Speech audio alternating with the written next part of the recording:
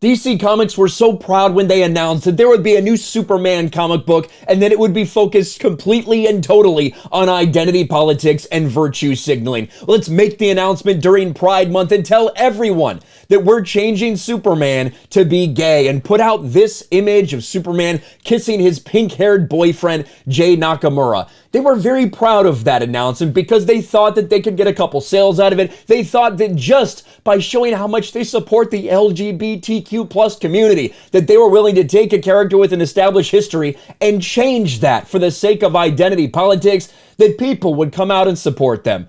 Well, what do you know? Just 18 issues in, and it looks like Superman, Son of Kal-El, is over, done, and canceled. After months of disastrous sales following the bastardization of yet another iconic superhero, it looks like it was a complete and total failure. Superman, Son of Kal-El ending with number 18, but a new 6-issue miniseries debuts in 2023. DC announces Superman Son of Kal-El will end after its 18th issue. But don't worry, Jonathan Kent will be back, guys.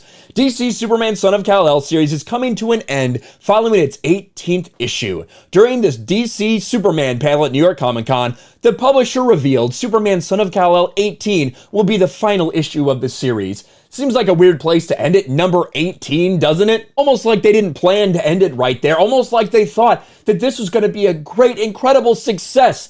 But instead, it's been a spectacular failure. And it started from the very beginning with issue number 1, where Jonathan Kent does away with truth, justice, and the American way. New Superman John Kent does away with the American way in the hero's decades-old catchphrase in Tom Taylor's Superman, Son of Kal-El number 1. And remember, right here, we talked about it. I want truth, justice, and a better world. And then they changed that for the official Superman logo to truth, justice, and a better tomorrow because the American way is just too toxic. Ironically, that was the final thing that made Gabe Al-Taib step away from DC and leave DC.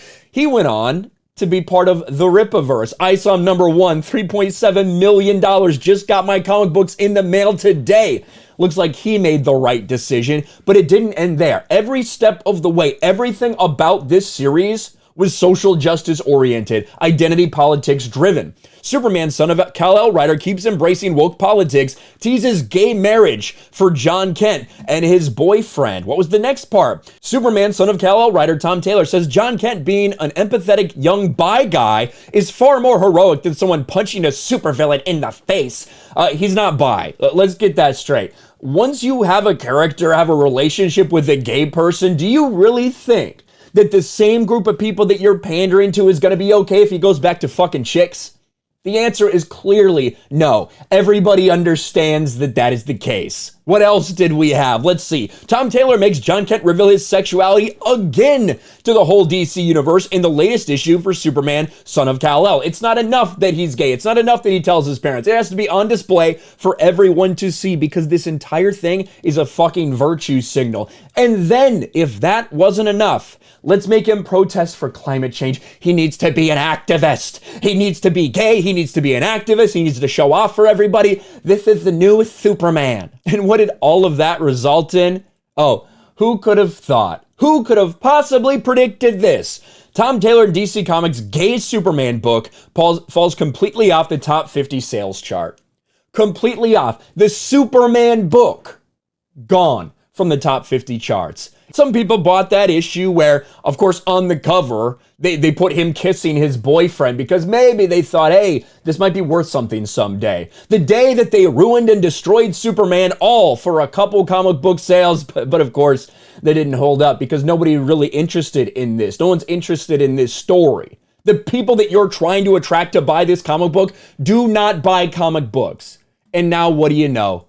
Just a couple months later, Superman Son of Kal-El is officially canceled. Now, Tom Taylor is going to be on this 6-issue miniseries that does have John Kent as well. Surprisingly, I don't believe they announced a future for Jonathan Kent and his gay boyfriend. What's going to happen to Jay Nakamura? Not sure. But I do know that it is clear this book has been an abject failure. Tom Taylor tried to say, the fact that we have a 6-issue miniseries, despite the fact that my book was canceled, we have a miniseries coming out, guys, and that proves just how popular John Kent has been. Weird.